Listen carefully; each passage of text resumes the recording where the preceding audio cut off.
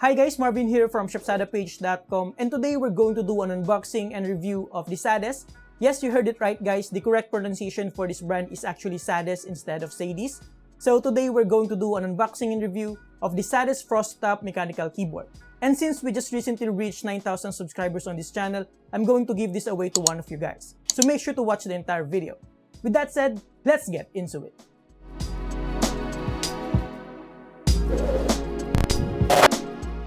Alright guys, so right here I have the packaging for the Sades Frost Top mechanical keyboard with LK Optical Switch. And it looks like what we have here is with a blue switch. And of course, it has RGB illumination. In front, we have a preview of the product that has a very interesting palm rest design. At the side of the box, we have the specifications, package contents, as well as the contact information of Sades. At the back of the box, we have more details about the keyboard with its key features as you can see here. Now, let's see what comes in the package. Inside the box, we can see that the keyboard is very well protected with a plastic cover as well. Let me just remove the keyboard out of the box here. Inside the box, you also have a few items here. So we have a user manual, and then we also have a set of stickers here, a silica gel, and that's about it. We don't have any switch or keycap puller here, unfortunately. Now, let's take a closer look at the Sades Frost Top mechanical keyboard itself. At first look, as you can see, it is massive with its built-in palm rest. It does have a decent weight to it of around 1,146 grams and feels solid enough, though it does have some squeaking sounds when you flex it like so. In front of the keyboard, as you can see, we have a nice palm rest here, and then we have a Sades logo right here on the upper right side. This keyboard is a full-size keyboard, which means we have a complete numpad and all the necessary keys. Unfortunately, the cable is non-removable, which is a downside, but not that critical for a big keyboard like this compared to a compact keyboard like a 60% keyboard and something similar. At the back of the keyboard, we have 5 small rubber feet, 2 stands with a rubber tip as well, and even though the cable is non-removable, at least we have some cable routing channels right here. We also have a design accent here and the usual serial number and certifications right here at the center. Looking at the side of the keyboard, we can see that the housing is quite slim and that it has a floating keys design, which means half of the switches are visible. The keycap's profile is OEM for that standard ergonomic form factor. Going back in front, this keyboard also has the chamfered edges around as you can see here that gives a separation between the metal backplate and the plastic housing. The overall design is slim and the angle is also on the shorter side. In terms of the layout, like I said, it is full size and is using the ANSI standard layout. The fonts are your typical OEM fonts with sub-legends for secondary functions. Looking closer on the palm rest, it has this nice frost top design with a smooth matte finish that is nice to the touch. However, the build quality on this part is not that good with a very noticeable flex as you can see here.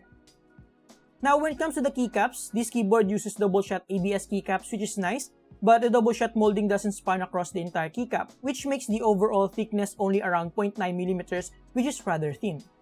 Overall, the design is good, but I don't like the fact that the palm rest is non-detachable, making this keyboard a no-go for people who don't like palm rests.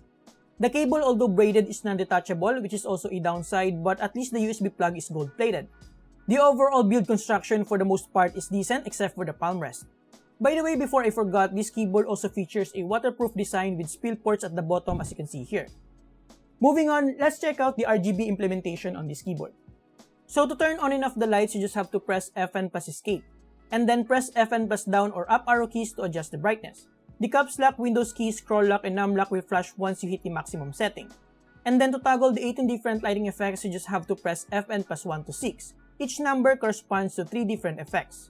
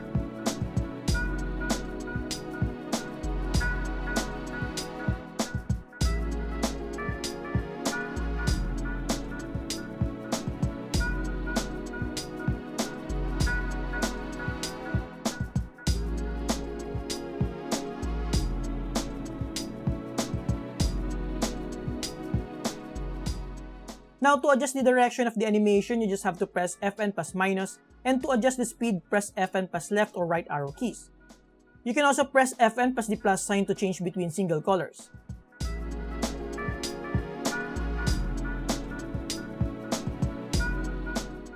Aside from the RGB presets, you can also use the FN key to toggle all these different sub-functions. Now, one annoying thing that I see on this keyboard's lighting is that the caps lock, Windows key, scroll lock, and num lock has a world of their own and is not part of the overall RGB implementation. The only color they have is red when toggled and off when inactive, which is kinda annoying to be honest. Now, looking closer at the LEDs on this keyboard, as expected, this keyboard uses SMD LEDs or surface-mounted LEDs. And we can also see here that the switches have a different design than most regular switches out there. More on that later. The illumination is pretty decent and should suffice dim environments like this. Looking even closer, as you can see, the transition between colors is quite smooth because this keyboard is a true RGB keyboard, which means the LEDs can produce up to 16.8 million colors. Here's how the illumination looks like with all the lights on this room turned off. Alright guys, let's talk about the switch, which in my opinion is the main selling point of this keyboard. Instead of the traditional mechanical switch, it is using an optical switch called LK switch. On paper, thanks to its optical design, this switch features a 0.2 milliseconds key response, which basically means less input lag. It also has a reduced travel distance of only 3 mm. That is shorter than kill speed switches, which have a travel distance of 3.5 mm, and even shorter than Cherry MX Speed Silver that has a travel distance of 3.4 mm. Aside from that, since the overall design and construction of the switch has less moving parts, fewer materials getting in contact, and don't have the traditional metal contacts, it doesn't suffer from the usual metal debounce lag, which allows the switch to have basically zero lag. And lastly, since it is an optical switch and doesn't have a metal contacts, wear and tear from oxidation is pretty much non-existent.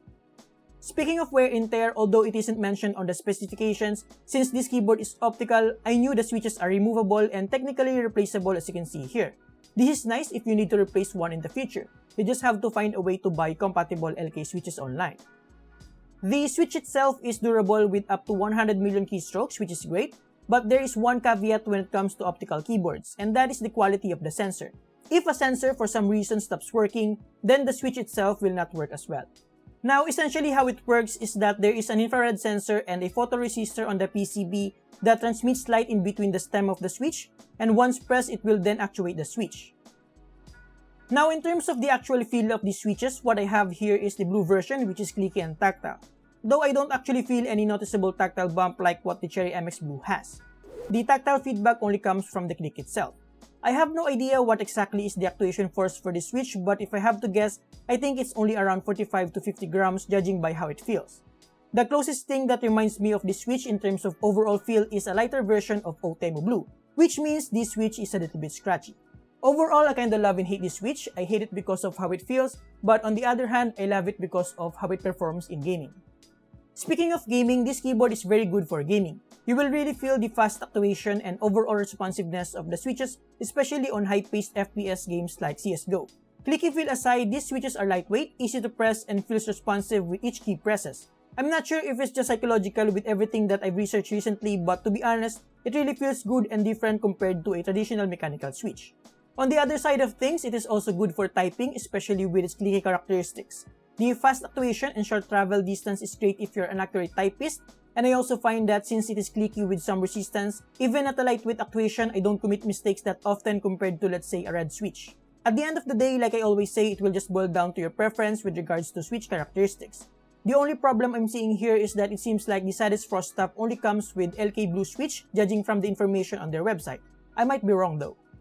Now, when it comes to the stabilizers, it's not the best with some rattle, but since it is clicky, it's not that obvious. Alright guys, before we move on, let's do a quick typing test so that you can have an idea how the LK Optical Blue switch sounds.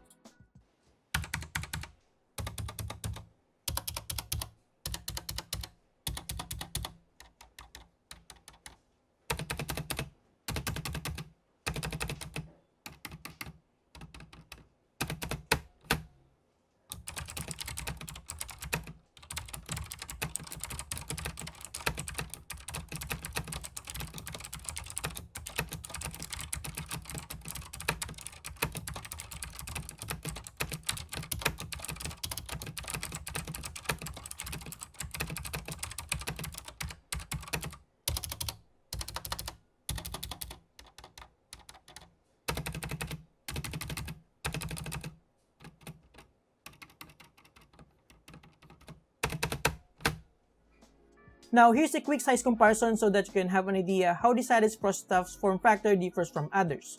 So here's a 60% keyboard with the RK61, and here's a 10 keyless keyboard with the ROC Lamang Pro. And lastly, here's another full-size keyboard without a numpad with the ACO 3108. Now, before we discuss about the software, let's check out the NKRO performance of this keyboard. NKRO or NK rollover is a feature that allows you to press multiple keys at the same time without conflicts, which is vital for fast typing and gaming that requires fast and multiple key presses at the same time. As per my testing, the NKRO features works properly on this keyboard as you can see here. I can easily press more than 10 keys at the same time without conflicts. Alright guys, let's talk about the software before we wrap this up. Right here we have the Sadis Frost Staff software with the version of 1.0.2109, which is the latest version as of today. We also have here the link to their official website. Now when it comes to customization, this software is unfortunately too basic and kinda buggy as well. As you can see, I'm trying to press the escape key to toggle the customization but nothing is happening.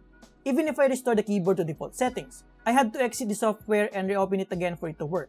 Now once it finally worked, I was surprised by how basic it is. I mean, all you have here is macro setting, a single key, and multimedia functions, and that's about it. Another thing that I don't like about this software is the naming of the LED illumination effects. It's really quite confusing guys. Like what the crop does flower blooming, snow winter jasmine, the trial of light, and ripple graph mean. I'll probably stick to the onboard settings when it comes to the lighting effects. Another disappointing thing about the software is that the changes you make don't actually take effect on the keyboard image on the software. Yeah, the changes take effect immediately on the keyboard itself, like changing brightness, speed, direction, and colors, but the image preview is pretty much useless. Moving on, you can also adjust the polling rate on the software, do backup and restore, and that's about it. Now, like I said on the intro, I'm going to give this keyboard to one of you guys, and to join, all you have to do is like, share this video, and subscribe, and follow the link below, which is an important step. Alright guys, so to conclude, the Sadis Frost Staff mechanical keyboard, in my humble opinion, is a hit or miss keyboard. What I like about this is the very good performing LK optical switches that are good for both typing and most importantly for gaming. I also kinda like the design with the Frost Staff image on the palm rest, though I would highly prefer if it is detachable. The build quality is also a hit or miss with a very sturdy build construction but with flex on the actual palm rest itself. Now to be fair, it is also waterproof, which is another plus when it comes to design and build quality, but I would highly suggest that you still keep liquids away from your desk. The software is not worth downloading as it's super basic, buggy, and not very intuitive. And there you have it guys, thank you for watching. Make sure to check the full article link below. Thanks to Sadis Philippines for sending this in. You can get these ones available from the link below. Don't forget to subscribe and join the giveaway. Thank you for watching. Have a great day.